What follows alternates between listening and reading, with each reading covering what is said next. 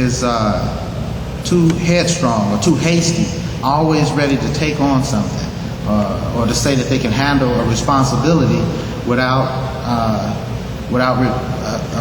proper reflection or knowing his own limitations. So knowing that about the nature of man, at Imam Deen Muhammad's passing, it's not any criticism, because I hear language, and what for better language just to help people that have been saying things, that we adopt things. I can tell, make it a little lighter. When I was young, I used to love to hear my father, when he would call me. He didn't call me Wallace, you know. He loved me. I was a little guy, and sometimes he would say, son. You know, he would call me son. And I got a little bigger in high school, started playing with my friends, and had, not spending as much time as I did with my dad. And then you would hear him say, Wallace, because he was usually calling me away from something or instructing me with something. We weren't just hanging out like we used to. And I didn't hear son. And I would look back and say, when's the last time I heard Daddy call me son? And I felt a little offended. Then I heard him say my son one time was sitting in the audience because, he was working and I was working for him. And I heard him refer to me as son. I said, I was a little suspicious, and I felt a little hurt. I said, I haven't heard him say that in years, but it felt good. I identified with it. But it's the same thing, the same way with our community. Time passed, and we start to see each other different, and we don't even have endearing feelings, or you hear about a person, you hear people that may not like you so much, or it could be the tone maybe. I said, because when I was in school, it was about 1975 or late 1975 or 76. I'm not sure what year Imam Deen Mohammed changed his name, and I changed my name in school. About maybe 60%, maybe 30% of the people could really say Deen Mohammed or Deen or most people kind of butchered my name. I was called everything, Worf, like on what is it called, the Star Trek. I was Worf. I really didn't like that. Walrus, that was insulting. I didn't care for that, but I think the other one was worse. And then sometimes people would just try so hard, and they would just stutter and they'd say my name like a person. They didn't stutter naturally, but they would stutter whenever they attempted to say my name. So alhamdulillah. But that was my name for about 10 years in school. I went over longer than that, however long from that period to high school, because I went all the way through to high school. And high school ended, and when I would come around the believers, they would call me, they would say Wadith. Everybody called me Wadith. Teachers, everybody, Wadith or Worf or different variations of it. And I thought to myself, I started hearing a little negative tone. And I said, isn't that Wallace? They would say, yeah, Wallace, Brother Wallace. I said, Wadith sounds even more respectful. It sounds kinder or more gentle. And I hear Wallace. So I would tell people, I say, yeah, my name is Wallace, but I'm not really a Wallace, as you can see. People know that Wallace is Welshman. I mean, it's really a term to describe a wanderer, a person that's traveling from Wales, or a traveler, yeah. And so I would joke about it, and we have to be aware that people that might not have the same vision or idea of where you should be, or opinion of yourself, or what you love, or the direction you're going in, they'll attempt to manifest that just by the way that they treat you. So I remind people, I say, one time a former principal, not this one, of our school came to me and asked me, he said, what do you want me to call you? He said, what is it Wadith or what? I said, you call me every day in school. I'm thinking in my mind, Wadith. Then you changed. Now you're asking, but I appreciated him and I respected him for asking to see if the change came, because I'm sure it was just as odd to him as it was to me. So he came to ask me to see if I was the one that was rejecting the name or changed the name.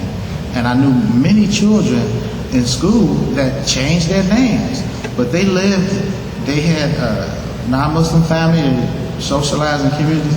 This community was my whole world. I was never changed my name. I love my name, and I would never change my name. I always told people my name is Deen, and I would follow it up by saying it's difficult to say. So this time, the brother asked me, and I said, call me, because I thought he was, maybe being sarcastic. So I said, well, you call me whatever you feel comfortable with. He said, well, why Deen? So I said, okay. I said, but some people can't pronounce it. If they can't pronounce it, they feel comfortable calling you Wallace. It's okay. I said, like my own family members in my house. I went through a couple of years of hearing my mother struggle, to say my name. And she always yells my name. And she, Wallace, And so, that's acceptable. But I think the name is a dignified name. I love the name, Deen Mohammed. So when I'm representing the ministry of Imam W. Deen Mohammed, the Mosque cares, I'm Deen Mohammed, or W. Deen Mohammed, or Wadith, if you can say it, out of respect for the office that I hold in being the son and of Imam Deen Mohammed. And it's another thing, Sister Aisha, she's gone, but she'll probably hear. When it comes to the Muslim Journal, there are people that want to influence and take from us. When you open the Muslim Journal to the middle page, what do you see? You see probably 2 pages, 4 pages. One of them is WDM Publications, and one of them is the lectures of Imam W. Deen Mohammed, which both I'm responsible for. I'm the owner, the sole owner of the intellectual property of Imam W. Deen Mohammed, which is housed in WDM Publications, and I'm also the president of the Mosque Cares, and we're in the center page. So over the years, the influence of the Muslim Journal came from the tafsir, the teaching of Imam W. Deen Mohammed in our history. So when they're attacking the journal, it's no journal and it's no W. Deen Mohammed. They're attacking it because that distracts from us as a community. The Muslim Journal and the Mosque Cares we're 2 separate legal entities, but by no means are we separate. So we have to watch out for the small things that are there that are going to destroy us. The Muslim Journal is so powerful. I tell you, when I moved my wife and I married, we moved out of our studio apartment and we bought a home. And she became pregnant, and we raised our first child in the house, and then we had another child, and so we eventually had 3 children over a period of about maybe 10 or 15 years. But so I had a next door neighbor. I think he was of Polish descent, Caucasian man. His wife had passed, but he was living there with him and his son and his wife. Good people, kind people.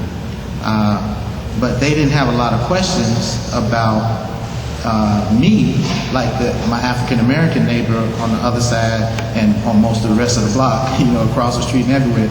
So they had personal, intimate discussions, and, I told them a lot about Islam. You would think that I'm pretty sure we had a huge influence. But what struck me most is about 4 years before I moved out of there, we had been living next to this Caucasian neighbor for some time, and he was moving. He was in the process of moving and selling his house.